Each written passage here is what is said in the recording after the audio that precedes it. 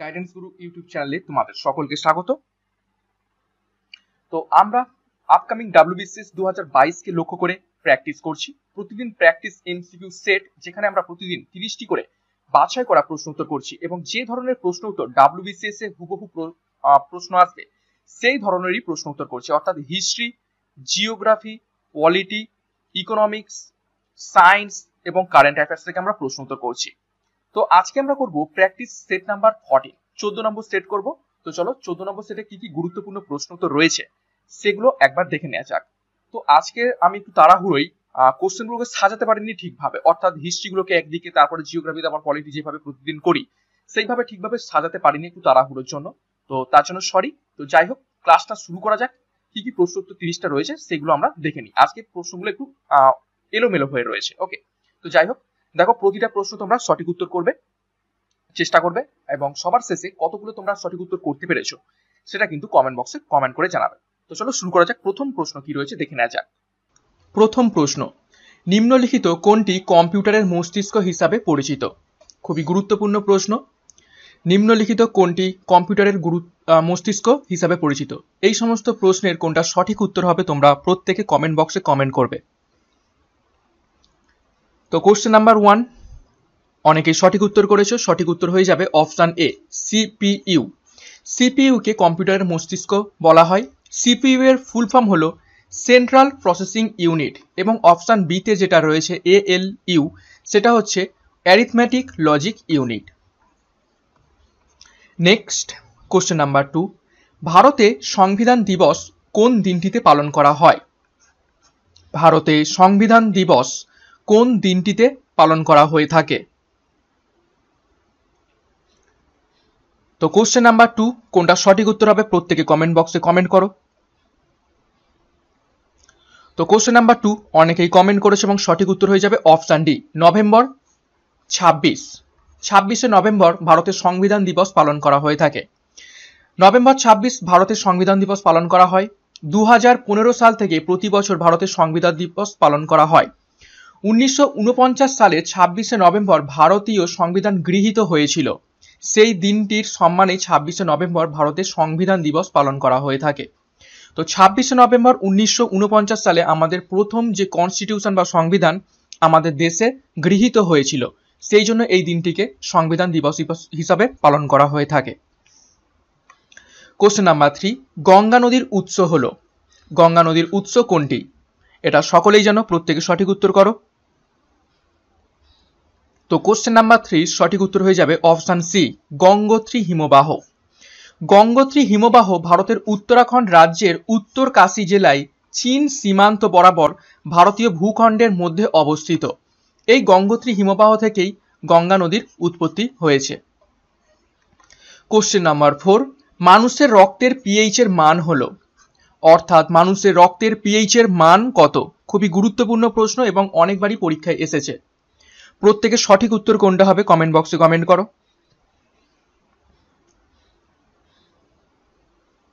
তো মানুষের রক্তের পিএইচ এর মান হলো অপশন বি, 7.35 টু 7.45। এছাড়াও মানুষের রক্তের ছাড়াও আমাদের শরীরের আরো কিছু জিনিসপত্র রয়েছে, তাদের পিএইচ গুলো জানা প্রয়োজন। যেমন গ্যাস্ট্রিক রস, অর্থাৎ আমাদের পাকস্থলীতে যে HCl থাকে, হাইড্রোক্লোরিক অ্যাসিড, সেই হাইড্রোক্লোরিক অ্যাসিড বা গ্যাস্ট্রিক রসের পিএইচ এর মান কত? 1। ঠিক আছে, খুবই এটা পিএইচটা খুবই কম, অর্থাৎ এটা হাইড্রোক্লোরিক অ্যাসিড, একদম গাঢ় হাইড্রোক্লোরিক অ্যাসিড, ওই জন্য এত পিএইচ কম। তারপর মূত্রর পিএইচ হলো 6.0। লালা রসের পিএইচ 6.2 থেকে 7.6। বৃষ্টির জলের পিএইচ 5.6 থেকে 6.0, এবং বিশুদ্ধ জলের পিএইচ হলো নিউট্রাল বা 7, এবং দুধের পিএইচ হলো 6.4। তো এখান থেকে গুরুত্বপূর্ণ আমরা কিছু পিএইচ এর তথ্য জেনে নিলাম।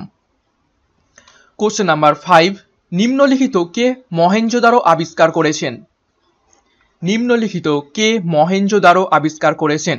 সিন্ধু সভ্যতার একটি গুরুত্বপূর্ণ শহর মহেঞ্জোদারো, এটি কে আবিষ্কার করেছেন? তো অনেকেই কমেন্ট করেছো এবং সঠিক উত্তর হয়ে যাবে option D, RD. Banerjee. RD. Banerjee, অর্থাৎ রাখাল দাস ব্যানার্জি। রাখাল দাস ব্যানার্জি 1922 সালে মহেঞ্জোদারো আবিষ্কার করেন। মহেঞ্জোদারোর অন্য নাম, মহেঞ্জোদারোর একটি নাম আছে, অন্য নাম কি? সেটা হচ্ছে মাউন্ড অফ ডেড বা মৃতের স্তূপ, এই নামেও পরিচিত মহেঞ্জোদারো। কোশ্চেন নাম্বার 5 এর আরো একটি গুরুত্বপূর্ণ তথ্য, 1921 সালে দয়ারাম সাহানি হরপ্পা আবিষ্কার করেন এবং হরপ্পা হলো সিন্ধু সভ্যতার যতগুলো শহর আবিষ্কার হয়েছে তার মধ্যে সর্বপ্রথম আবিষ্কার হওয়া শহর। কোশ্চেন নাম্বার 6, ভারতের উপরাষ্ট্রপতি হওয়ার জন্য ন্যূনতম বয়স কত? ভারতের উপরাষ্ট্রপতি হওয়ার জন্য ন্যূনতম বয়স কত? প্রত্যেকে কমেন্ট বক্সে কমেন্ট করো কোনটা সঠিক উত্তর হবে। তো কোশ্চেন নাম্বার 6 এর সঠিক উত্তর হয়ে যাবে অপশন বি, 35 বছর। ভারতের উপরাষ্ট্রপতি হতে গেলে 35 বছর ন্যূনতম বয়স হওয়া প্রয়োজন। ভারতের রাষ্ট্রপতি ও গভর্নর হওয়ার জন্যও কিন্তু এই ন্যূনতম 35 বছরই প্রয়োজন হয়ে থাকে এবং রাজ্যসভার সদস্য হতে গেলে 30 বছর প্রয়োজন হয়ে থাকে। উপরাষ্ট্রপতির আর্টিকেল হলো 63। কোশ্চেন নাম্বার 7, গুজরাটে স্ট্যাচু অফ ইউনিটির উচ্চতা কত? খুবই গুরুত্বপূর্ণ প্রশ্ন এটি। গুজরাটে স্ট্যাচু অফ ইউনিটির উচ্চতা কত? প্রত্যেকে কমেন্ট বক্সে কমেন্ট করো কোনটা সঠিক উত্তর হবে। তো কোশ্চেন নাম্বার 7 অনেকে সঠিক উত্তর করেছো, সঠিক উত্তর হবে অপশন বি, 182 মিটার। দেখো, ঐক্যের স্ট্যাচু বা স্ট্যাচু অফ ইউনিটি নামেও পরিচিত। ভারতের স্বাধীনতা আন্দোলনের অন্যতম নেতা বল্লভভাই প্যাটেলের স্মৃতির উদ্দেশ্যে প্রধানমন্ত্রী শ্রী নরেন্দ্র মোদীর উদ্যোগে নির্মিত একটি শ্রেষ্ঠ ভাস্কর্য। 182 মিটার লম্বা এই ভাস্কর্য বিশ্বের সবচেয়ে উঁচু ভাস্কর্য। এটি ভারতের গুজরাট রাজ্যের সাধু বেট আইল্যান্ডে নর্মদা নদীর পাশে অবস্থিত রয়েছে। তো গুরুত্বপূর্ণ তথ্য আমরা স্ট্যাচু অফ ইউনিটির ব্যাপারে কিন্তু এখান থেকে জেনে গেলাম।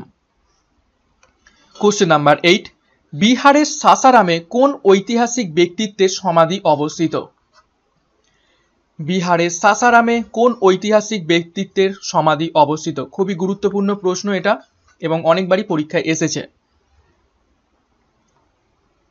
প্রত্যেকে কমেন্ট করো। তো কোশ্চেন নাম্বার 8 এর সঠিক উত্তর হয়ে যাবে অপশন ডি, শের সুরি বা শের শাহ সুরি। শের শাহ সুরির সমাধি রয়েছে বিহারের সাসারামে। এই সমাধিটার ডিজাইন করেছিলেন মীর মোহাম্মদ আলী ওয়াল খান। মীর মোহাম্মদ আলী ওয়াল খান এই ডিজাইনটা করেছিলেন।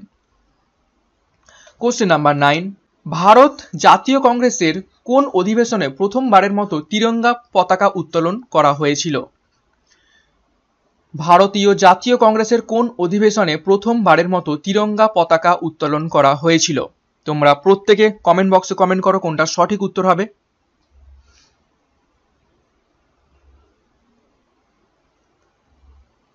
তো কোশ্চেন নাম্বার 9 এর সঠিক উত্তর হয়ে যাবে অপশন বি, লাহোর অধিবেশন 1929। লাহোর অধিবেশন 1929 কোথায় করা হয়েছিল? এটা হচ্ছে রবি নদীর তীরে। কোশ্চেন নাম্বার 10, ম্যাডাম কামা কোন দেশে ভারতীয় জাতীয় পতাকা উত্তোলন করেছিলেন? ম্যাডাম কামা কোন দেশে ভারতীয় জাতীয় পতাকা উত্তোলন করেছিলেন? খুবই গুরুত্বপূর্ণ প্রশ্ন এটা, প্রত্যেকে কমেন্ট বক্সে কমেন্ট করো। তো কোশ্চেন নাম্বার 10 এর সঠিক উত্তর হয়ে যাবে অপশন এ, জার্মানি। জার্মানির কোথায়? স্টুটগার্ট। জার্মানির স্টুটগার্টে ম্যাডাম কামা প্রথম ভারতীয় জাতীয় পতাকা উত্তোলন করেছিলেন। তিনি ভারতীয় বিপ্লবের জননী হিসাবেও পরিচিত। তিনি প্যারিস ইন্ডিয়ান সোসাইটি প্রতিষ্ঠা করেছিলেন। খুবই গুরুত্বপূর্ণ তথ্য। কোশ্চেন নাম্বার 11, পুছতাছ তৃণভূমি কোন দেশে দেখা যায়? পুছতাছ তৃণভূমি কোন দেশে দেখা যায়? কমেন্ট বক্সে কমেন্ট করো। তো কোশ্চেন নাম্বার 11 এর সঠিক উত্তর হয়ে যাবে অপশন বি, হাঙ্গেরি। হাঙ্গেরিতে পুছতাছ তৃণভূমি দেখতে পাওয়া যায়। কোশ্চেন নাম্বার 12, দীনবন্ধু নামে কে পরিচিত? দীনবন্ধু নামে কে পরিচিত?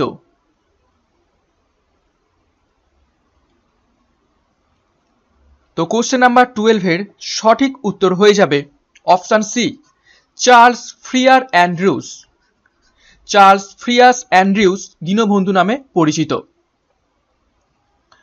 কোশ্চেন নাম্বার 13, ভারতের জাতীয় জলপথ 1 যুক্ত করেছে কোন দুটি শহরকে? ন্যাশনাল ওয়াটারওয়ে 1 কোন দুটো শহরকে যুক্ত করেছে? তোমরা প্রত্যেকে কমেন্ট বক্সে কমেন্ট করো। কোশ্চেন নাম্বার 13 সঠিক উত্তর হয়ে যাবে অপশন এ, প্রয়াগরাজ ও হলদিয়া। প্রয়াগরাজ অর্থাৎ এলাহাবাদ এবং হলদিয়া এই দুটো শহরকে ভারতীয় জাতীয় জলপথ 1 যুক্ত করেছে। কোশ্চেন নাম্বার 14, ভারতের কোন রাজ্যের বিধানসভায় প্রথম জিএসটি বিল পাস হয়? ভারতের কোন রাজ্যের বিধানসভায় প্রথম জিএসটি বিলটি পাস হয়? প্রত্যেকে কমেন্ট বক্সে কমেন্ট করো। তো কোশ্চেন নাম্বার 14 এর সঠিক উত্তর হয়ে যাবে অপশন এ, তামিলনাড়ু। তামিলনাড়ু রাজ্যের বিধানসভায় প্রথম জিএসটি বিল পাস হয়। কোশ্চেন নাম্বার 15, কোন মহাদেশে সর্বাধিক সংখ্যক দেশ রয়েছে? 5টা মহাদেশ রয়েছে। তো 5টা মহাদেশের মধ্যে কোন মহাদেশে সব থেকে বেশি সংখ্যক দেশ রয়েছে? খুবই গুরুত্বপূর্ণ প্রশ্ন। তো কোশ্চেন নাম্বার 15 এর সঠিক উত্তর হয়ে যাবে অপশন ডি, আফ্রিকা। আফ্রিকা মহাদেশে সব থেকে বেশি সংখ্যক দেশ রয়েছে, মোট 54টি দেশ রয়েছে এই মহাদেশের মধ্যে। কোশ্চেন নাম্বার 16, ধর্মা গাড়িয়ান ভারত ও কোন দেশের মধ্যে যৌথ সামরিক মহড়ার নাম? ধর্ম গাড়িয়ান ভারত ও কোন দেশের মধ্যে যৌথ সামরিক মহড়ার নাম? প্রত্যেকে কমেন্ট বক্সে কমেন্ট করো কোনটা সঠিক উত্তর হবে। ধর্ম গাড়িয়ান ভারত ও কোন দেশের মধ্যে যৌথ সামরিক মহড়ার নাম? তো কোশ্চেন নাম্বার 16 সঠিক উত্তর হয়ে যাবে অপশন বি, জাপান। জাপান ও ইন্ডিয়ার মধ্যে যৌথ সামরিক মহড়ার নাম হলো ধর্ম গাড়িয়ান। কোশ্চেন নাম্বার 17, প্রাথমিকভাবে কোন ভৌগোলিক সূচক বা জিআই এর বৈধতা কত বছরের হয়? যে সমস্ত জিআই ট্যাগগুলো দেয়া হয়ে থাকে বিভিন্ন রাজ্যের বিভিন্ন উপাদানগুলোকে, তো প্রাথমিকভাবে কোনো ভৌগোলিক সূচক বা জিআই ট্যাগ এটা কত বছর পর্যন্ত বৈধ থাকে? তো কোশ্চেন নাম্বার 17 এর সঠিক উত্তর হয়ে যাবে অপশন সি, 5 বছর। একটি জিআই ট্যাগ 5 বছর পর্যন্ত বৈধ থাকে। দেখো, ভৌগোলিক স্বীকৃতি সূচক বা জিওগ্রাফিক্যাল ইন্ডিকেশন, সংক্ষেপে জিআই, হচ্ছে কোনো সামগ্রিক ব্যবহার করা বিশেষ নাম বা চিহ্ন। এই নাম বা চিহ্ন নির্দিষ্ট সামগ্রিক ভৌগোলিক অবস্থিতি বা উৎস, যেমন একটি দেশ, অঞ্চল বা শহর অনুসারে নির্ধারণ করা হয়। ভৌগোলিক স্বীকৃতিপ্রাপ্ত সামগ্রী নির্দিষ্ট গুণগত মানদণ্ড ও নির্দিষ্ট প্রস্তুত প্রণালী অথবা বিশেষত নিশ্চিত করে। ভারতের প্রথম ভৌগোলিক সূচক লাভ করেছিল দার্জিলিং চা। এটি খুবই গুরুত্বপূর্ণ। দার্জিলিং চা প্রথম জিআই ট্যাগ পেয়েছিল ভারতের মধ্য থেকে। তো গুরুত্বপূর্ণ তথ্য এখান থেকে জেনে গেলাম জিআই ট্যাগের ব্যাপারে। কোশ্চেন নাম্বার 18, ভারতের প্রথম জনগণনা হয়েছিল কার আমলে? ভারতে প্রথম জনগণনা হয়েছিল কার আমলে? তো কোশ্চেন নাম্বার 18 সঠিক উত্তর হয়ে যাবে option A, Lord Mayo. Lord Mayo. এটা হয়েছিল কবে? 1872। তো নিচে দেয়াই রয়েছে 1872 সালে ব্রিটিশ ভারতে প্রথম জনগণনা করা হয়, কিন্তু 1881 সাল থেকে নিয়মিতভাবে প্রতি 10 বছর অন্তর জনগণনা করা শুরু করা হয়েছিল, এবং এটা শুরু হয়েছিল লর্ড রিপনের সময় থেকে। লর্ড রিপনের সময় থেকে 1881 সাল থেকে নিয়মিতভাবে 10 বছর অন্তর জনগণনা করা হয়। নেক্সট কোশ্চেন নাম্বার 19, নিম্নের কোনটি পারদের আকরিক? নিম্নের কোনটি পারদের আকরিক? প্রত্যেকে কমেন্ট বক্সে কমেন্ট করো। তো অনেকেই কমেন্ট করেছে এবং সঠিক উত্তর হয়ে যাবে অপশন সি, সিন্নাবার। সিন্নাবার হলো পারদের আকরিক এবং এর সংকেত হলো HGS। HGS হলো পারদের যে আকরিক সিন্নাবার তার সংকেত।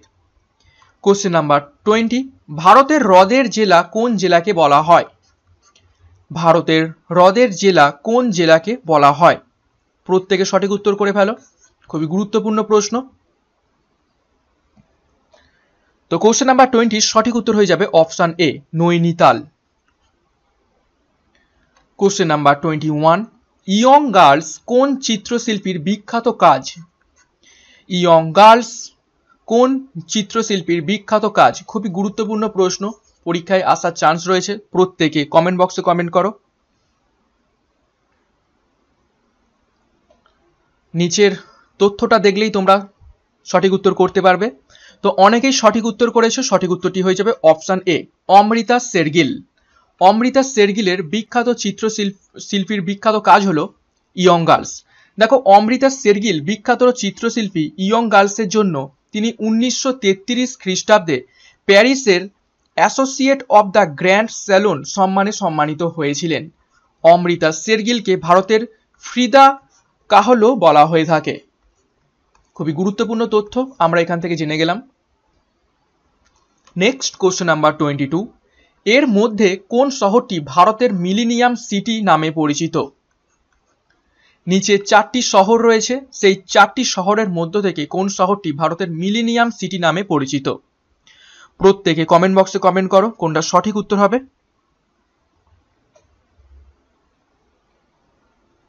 তো অনেকেই কমেন্ট করেছো এবং সঠিক উত্তর হয়ে যাবে অপশন ডি, গুরুগাঁও। গুরুগাঁও ভারতের মিলেনিয়াম সিটি নামে পরিচিত। কোশ্চেন নাম্বার 23, মীর হাসান দেহলভি নিচের রাজ্যসভায় উপস্থিত ছিলেন। অর্থাৎ কোন রাজার রাজ্যসভায় মীর হাসান দেহলভি উপস্থিত ছিলেন?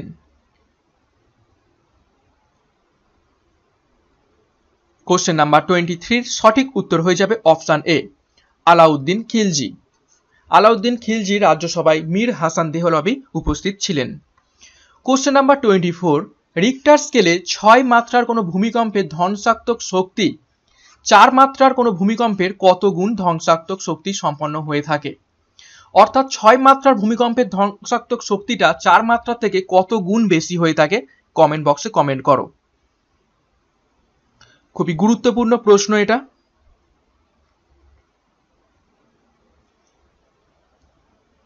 তো কোশ্চেন নাম্বার 24 এর সঠিক উত্তর হয়ে যাবে অপশন বি, 100।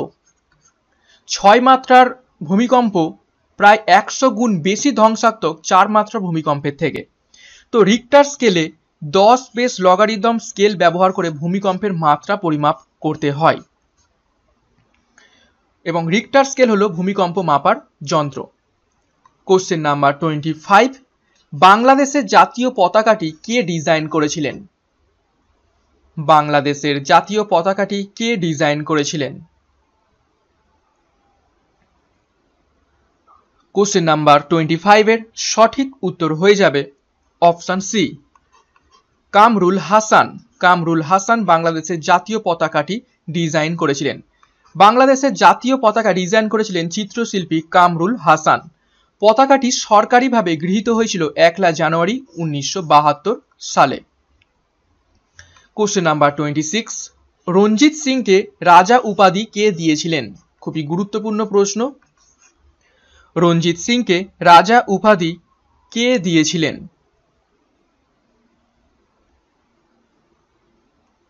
তো কোশ্চেন নাম্বার 26 এর সঠিক উত্তর হয়ে যাবে অপশন সি, জামান সাহা।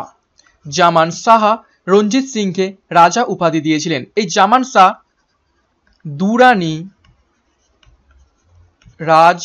রাজবংশের রাজা।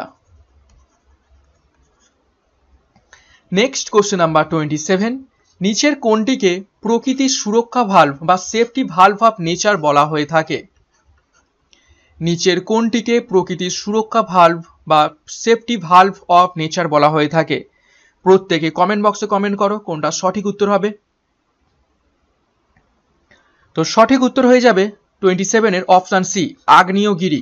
আগ্নেয়গিরি সেফটি ভালভ অফ নেচার নামে পরিচিত। আগ্নেয়গিরি প্রকৃতির সুরক্ষা ভালভ হিসাবে পরিচিত। একটি সুরক্ষা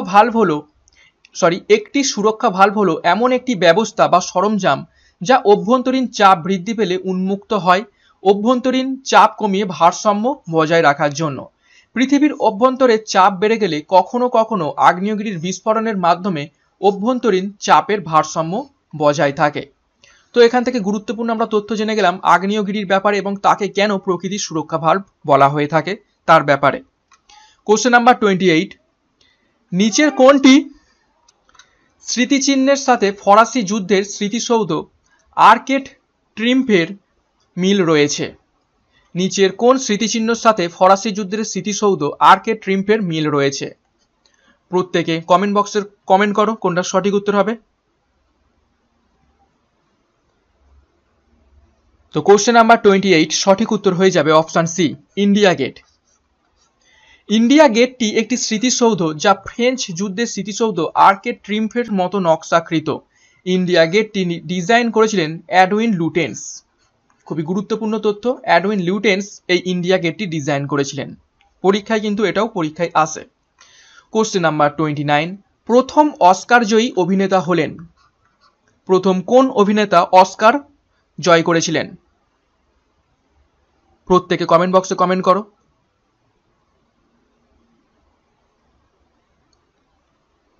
তো কোশ্চেন নাম্বার 29 এর সঠিক উত্তর হয়ে যাবে অপশন এ এমিল জার্নিংস। এমিল জার্নিংস প্রথম অস্কার জয়ী অভিনেতা। তিনি the last command of the way of all flash এই চলচ্চিত্রের জন্য অস্কার পেয়েছিলেন। The last command and the way of all flash এই চলচ্চিত্রের জন্য এমিল জার্নিংস অস্কার পেয়েছিলেন প্রথমবার। আজকে সেট নাম্বার 8 এর শেষ প্রশ্ন কোশ্চেন নাম্বার 30, চতুর্দশ শতাব্দীতে ফাতেহাবাদ এর নামকরণ করেছিলেন কোন সুলতান, যিনি শহরটির নামকরণ করেছিলেন তার পুত্র ফাতেহা খানের নামে? চতুর্দশ শতাব্দীতে ফাতেহাবাদের নামকরণ করেছিলেন কোন সুলতান, যিনি এই শহরটির নামকরণ করেছিলেন তার পুত্র ফাতেহা খানের নামে? কোনটা সঠিক উত্তর হবে কমেন্ট বক্সে কমেন্ট করো। তো কোশ্চেন নাম্বার 30 সঠিক উত্তর হয়ে যাবে অপশন সি ফিরোজ শাহ তুগলক। পাশে ডিটেলসে দেওয়া রয়েছে ফিরোজাবাদ, ফতেহাবাদ, জৌনপুর অ্যান্ড হিসার শহরগুলি স্থাপন করেছিলেন ফিরোজ শাহ তুগলক। তিনি ফতেহাবাদ শহরটির নামকরণ করেছিলেন তার পুত্র ফাতেহা খানের নাম অনুসারে। তো গুরুত্বপূর্ণ তথ্য এখান থেকে জেনে খেলাম। শেষ করার একটা গুরুত্বপূর্ণ ঘোষণা, 2021 সালের সমস্ত কারেন্ট অ্যাফেয়ার্স নিয়ে সম্পূর্ণ 12 মাসের জানুয়ারি থেকে ডিসেম্বর পর্যন্ত একটা ইবুক লঞ্চ করা হয়েছে গাইডেন্স গ্রুপের পক্ষ থেকে, যেখানে তোমরা 2500 এমসিকিউ পেয়ে যাবে প্রতিটা month wise. Upcoming NTPC, group D, West Bengal police এবং ডাব্লিউবিসিএস জন্য খুবই গুরুত্বপূর্ণ এবং 95% প্রশ্ন হুবহু কমন পাবে কারেন্ট অ্যাফেয়ার্স সেকশন থেকে। অলরেডি বহু সংখ্যক স্টুডেন্ট এটা নিয়ে নিয়েছে, যারা এখনো নাওনি তারা কিন্তু পারচেস করে নাও। তো আজকে ক্লাস কেমন লেগেছে এটা লাইক, কমেন্ট এবং শেয়ার করো। চ্যানেলে নতুন হয়ে থাকলে চ্যানেলকে সাবস্ক্রাইব করো এবং পাশে বেল আইকনটা প্রেস করে রাখো গুরুত্বপূর্ণ ক্লাসের নোটিফিকেশনগুলো পাওয়ার জন্য, এবং আমাদের টেলিগ্রামে যুক্ত হয়ে যাও ক্লাসের পিডিএফ গুলো পাওয়ার জন্য। তো আজকের মতো ক্লাসটা এখানে শেষ করলাম। Thank you.